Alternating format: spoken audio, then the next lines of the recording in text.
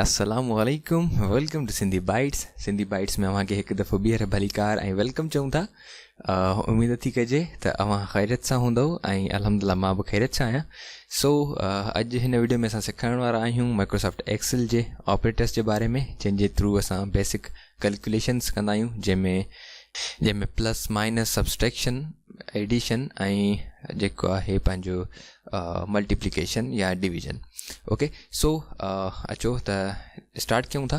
सभिनी खां पहिरीं पंहिंजो माइक्रोसॉफ्ट एक्सेल ओपन कयो। माइक्रोसॉफ्ट एक्सेल ओपन करण खां पोइ जीअं लास्ट वीडियो में असां पढ़ियोसीं त माइक्रोसॉफ्ट एक्सेल जीअं ई ओपन कंदा आहियूं त स्टार्ट स्क्रीन असांजे साम्हूं ओपन थी वेंदी आहे। त उन में हिकु ब्लैंक वर्कबुक जो ऑप्शन आहे, ब्लैंक वर्कबुक ओपन कयो।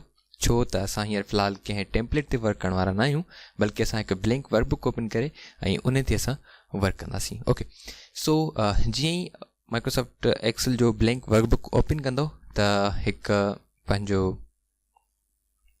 स्टार्ट स्क्रीन खां पोइ यूज़र इंटरफेस जेको आहे माइक्रोसॉफ्ट एक्सेल जो, उहो मुंहिंजे साम्हूं अची वेंदो। ऐं उन में हिकु जीअं लास्ट वीडियो में असां सिखियोसीं ऐं पढ़ियोसीं त ही वर्क स्पेस आहे ऐं मल्टीपल शयूं आहिनि हिते, जंहिंमें असां यूज़र इंटरफेस जे बारे में डिस्कस कयो होसीं त यूज़र इंटरफेस में छा छा मौजूदु आहे। जेकॾहिं अव्हांखे सम्झ में न आयो त हिकु दफ़ो ॿीहर अव्हां लास्ट वीडियो खे ॾिसो।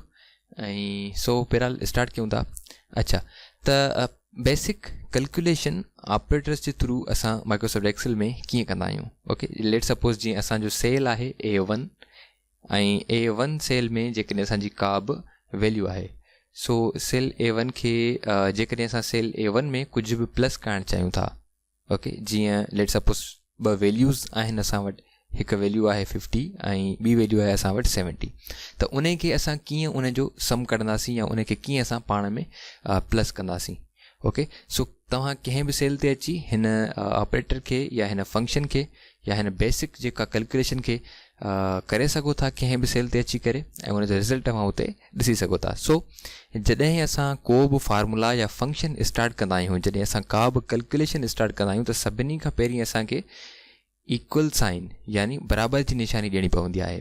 बराबरि जी निशानी ॾियण खां पोइ असांजो माइक्रोसॉफ्ट एक्सेल ऑटोमेटिकली सम्झी वेंदो आहे त someone is starting a formula और अ फंक्शन।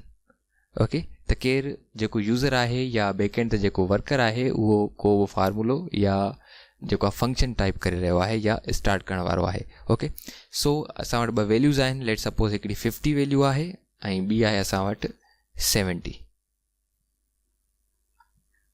ओके, 50 ऐं 70। असां इन्हनि जो पाण में टोटल कीअं कंदासीं, त हिन जो जेको सम आहे हिन जो प्लस जेकॾहिं कंदासीं त आंसर छा ईंदो। उन जे लाइ मां अचां थो पंहिंजो A1 सेल ते। तव्हां कंहिं बि सेल ते अची करे हिन कैलकुलेशन खे परफॉर्म करे सघो था। ओके, ज़रूरी न आहे त मां जेकॾहिं A1 ते कयां पियो ऐं अव्हां बि जेको आहे A1 ते अची करे न, anywhere U can perform your function और एनी टाइप योर फार्मूला न, ईअं न, तव्हां कंहिं बि सेल ते अची करे हिन कैलकुलेशन खे करे सघो था। ओके, मां जेकॾहिं हिन ॿिनि वैल्यूज़ जो पाण में टोटल कराइणु चाहियां त हिन ॿिनि जो टोटल छा थींदो। त सभिनी खां पहिरीं जीअं मां तव्हांखे ॿुधायो त इक्वल साइन लॻाईंदासीं, बराबरि जी निशानी। अच्छा, इक्वल साइन लॻाइण खां पोइ असां पंहिंजी वैल्यूज़ टाइप कंदासीं। जेका फर्स्ट वैल्यू आहे असांजी, उहा आहे असांजी 50। ओके, 50 में असां जेको आहे 70 प्लस करणु चाहियूं था। त 50 ऐं 70 जो आंसर असांखे A1 सेल में खपे। ओके, तंहिंजे करे असां A1 सेल में अची ऐं उन में जेका बि असांखे फार्मुलेशन करणी आहे या को बि फार्मूला टाइप करिणो आहे त उहो असां उते अची करे करे रहिया आहियूं हींअर। ओके, 50 ऐं प्लस ऑपरेटर फ़िलहालु असां प्लस कयूं था या हिन ॿिन्ही खे पाण में जोड़ कयूं था। तंहिंजे करे असां प्लस कंदासीं हिते, ऐं प्लस ऑपरेटर अव्हांजे कीबोर्ड में उनजी साइन मौजूदु आहे, उनजी सिंबल मौजूदु आहे, उनखे तव्हां प्रेस कयो ऐं प्लस करण खां पोइ ऐं जेका सेकेंड वैल्यू आहे असांजी 70। ओके, त इन खे 50 इज़ इक्वल्स 50 प्लस 70। ओके, जीअं ई असां 50 प्लस 70 ऐं इन खे टाइप करे ऐं इंटर प्रेस कंदासीं त हिते ॾिसो अव्हांखे आंसर ॾेई रहियो आहे 120। जेकॾहिं मैन्युअली कैलकुलेशन कयूं कैलकुलेटर जे थ्रू त असां उहा बि चेक करे वठूं था त छा असांजो फार्मूला जेको असां फंक्शन हींअर टाइप कयो आहे, फार्मूलो खणी अचो, जेको असां फार्मूला टाइप कयो आहे उहो वर्क करे रहियो आहे या न। ओके, 50 ऐं प्लस 70 इज़ इक्वल्स 120। अव्हां ॾिठो त असां जेको प्लस ऑपरेटर जी मदद सां कैलकुलेशन कई या बेसिक जेको आहे ऑपरेटर जी मदद सां कैलकुलेशन कई पाण में जोड़ कयोसीं उहो असांजो बिल्कुलु वर्क करे रहियो आहे। अहिड़े तरीक़े सां असां जेकॾहिं सब्सट्रैक्शन करणु चाहियूं, जेकॾहिं माइनस करणु चाहियूं 50 मां 70 या 70 मां 50, ओके, फ़िलहालु असां 70 मां 50 माइनस कंदासीं त उन जो बि असां ईअं करे सघूं था। ओके, जेकॾहिं असां 70 मां 50 माइनस करणु चाहियूं, छो जो फस्ट वैल्यू सब्सट्रैक्शन में वधीक हुअणु खपे ऐं सेकेंड वैल्यू जेका असां माइनस कंदा आहियूं उहा भले घटि हुजे। ओके, जेकॾहिं फस्ट वैल्यू वधीक आहे ऐं 70 मीन्स के सेकेंड वैल्यू जेका आहे उहा असांजी 70 आहे, उहा जेकॾहिं वधीक आहे, फस्ट वैल्यू घटि आहे ऐं सेकेंड वैल्यू जेकॾहिं वधीक आहे तॾहिं कोई इशू कोन्हे, पर आंसर जेको शो कराईंदो उहो माइनस में शो कराईंदो।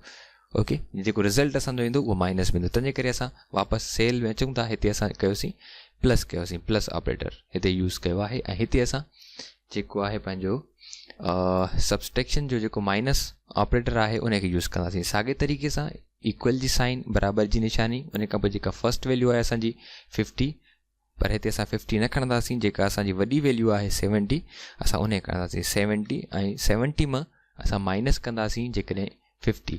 ओके, 70 ऐं माइनस जो ऑपरेटर ॾेई ऐं माइनस जी निशानी ॾेई या कट जी निशानी ॾेई असां 50 टाइप कयोसीं ऐं जीअं इंटर प्रेस कंदासीं त जेकॾहिं असां 70 मां 50 माइनस कंदासीं, 70 मां जेकॾहिं 50 माइनस कंदासीं त असांजो जवाबु 20 ईंदो। जेकॾहिं असां मैनुअली हिन जी कैलकुलेशन करे चेक कयूं त ॾिसूं छा असांजो माइनस ऑपरेटर जेको असां टाइप कयो आहे उहो असांजो वर्क करे थो या न। सो मां कैलकुलेटर ओपन कयां थो ऐं कैलकुलेटर ओपन करण खां पोइ 70 माइनस ऐं 50, ओके, 70 माइनस 50 जीअं मां इंटर प्रेस कंदुसि त हिन जो सम या हिन जो टोटल निकिरी ईंदो 20। जेकॾहिं 70 मां 50 माइनस कंदासीं त आंसर असांजो 20 ईंदो।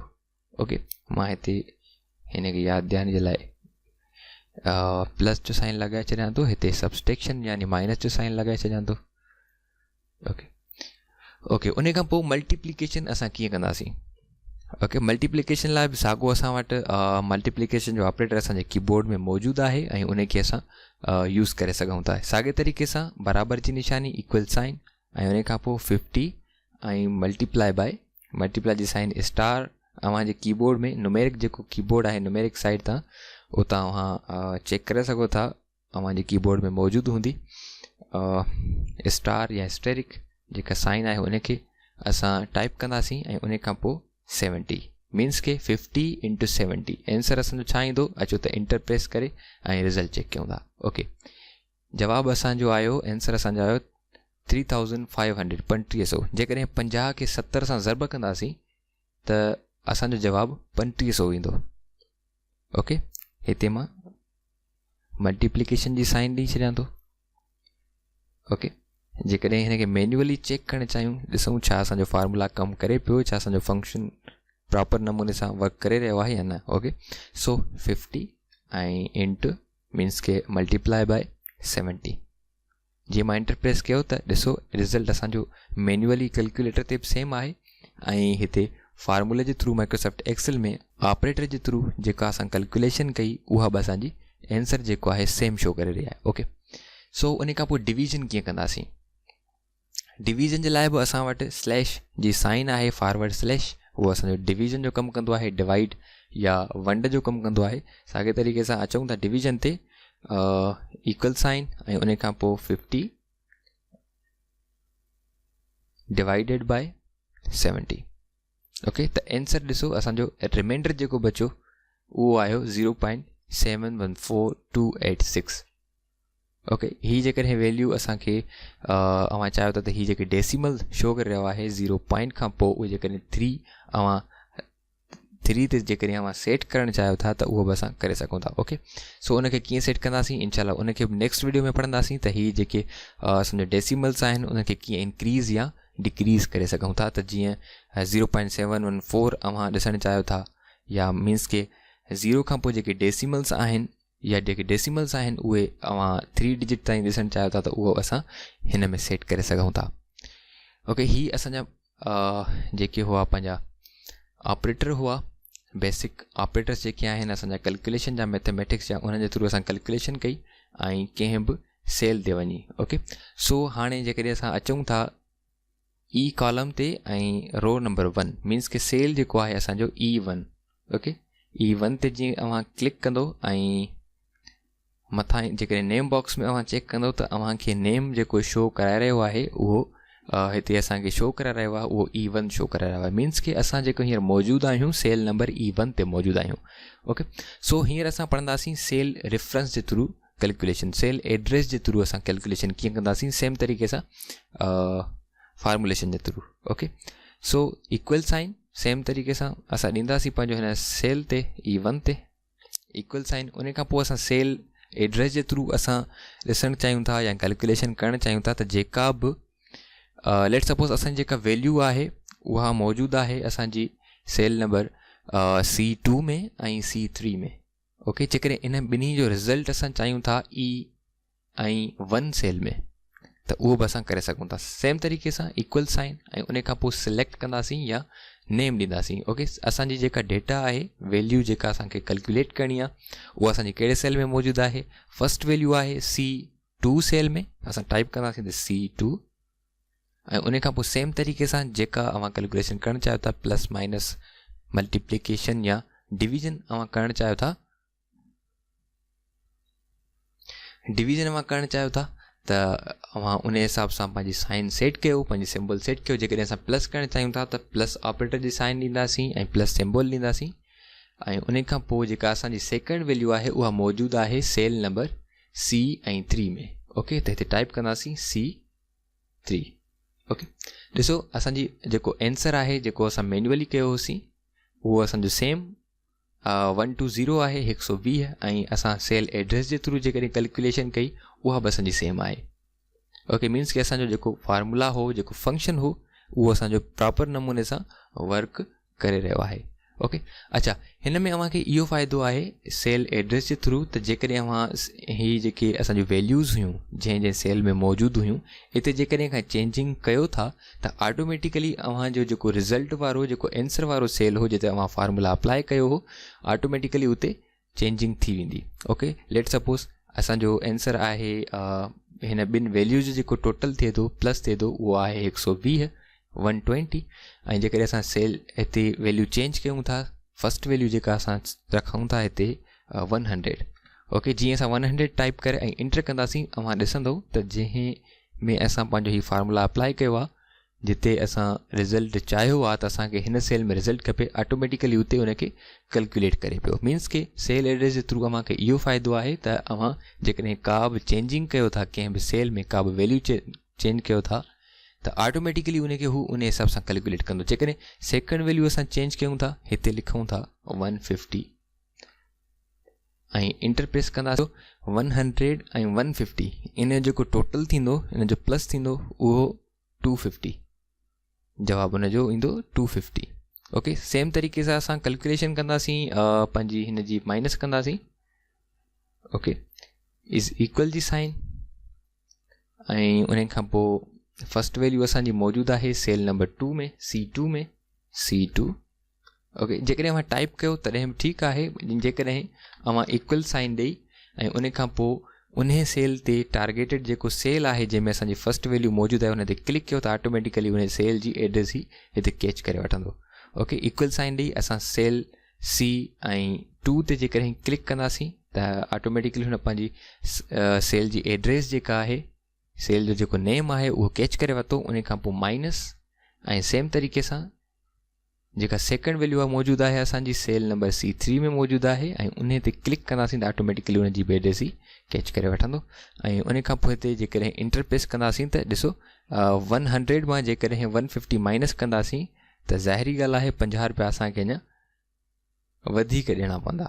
ओके, जेकॾहिं असां वटि 100 रुपया आहे ऐं असां 150 रुपया ख़र्चु कयूं था त ज़ाहिरी ॻाल्हि आहे त असांजे खीसे मां वियो न. सो असां बाय द वे सेम तरीक़े सां जेकॾहिं असां मल्टीप्लिकेशन करणु चाहियूं त उहा बि असां सेम तरीक़े सां करे सघूं था. सेल नंबर E ऐं 3 में असां इन जो पंहिंजे जेका वैल्यूज़ आहिनि उनजो रिज़ल्ट चाहियूं था त इक्वल साइन ऐं उन खां पोइ सेल नंबर C2 ऐं multiply by cell number C3. Okay, ऐं इंटर प्रेस कंदासीं त ॾिसो जेकॾहिं 100 इंटू 150 जेकॾहिं 100 खे 150 सां मल्टीप्लाई कंदासीं त असांजो जवाबु ईंदो 15,000. ओके, मैनुअली करे ॾिसूं था त छा असांजो आंसर सेम आहे.